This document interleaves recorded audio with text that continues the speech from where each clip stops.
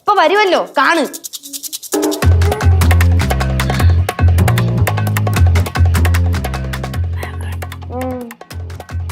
Hi Merlin.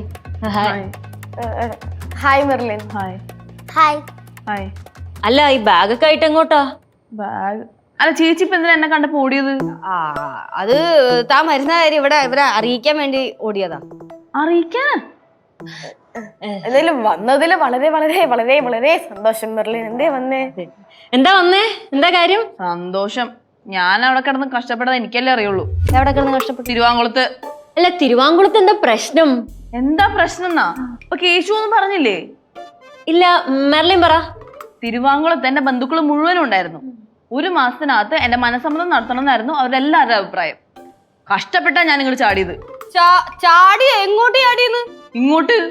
ഇങ്ങോട്ടാ? അല്ല അപ്പൊ വീട്ടുകാരൊക്കെയാ? വീട്ടുകാരൊക്കെ അവിടെ. ഞാൻ ഒറ്റയ്ക്കല്ലേ വന്നേ. അപ്പൊ ഈ ബാഗിലെന്താ? ബാഗിൽ എന്റെ ഡ്രസ്. ഡ്രസ്സാ? എന്തിനാ അതുകൊണ്ട് ഇങ്ങോട്ട് വന്നേ? കേശു എവിടെ?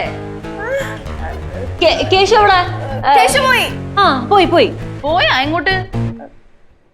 എങ്ങോട്ട് പോയാ? എങ്ങോട്ടോ പോയി. എവിടെയോ പോയി. എവിടെയോ പോയി.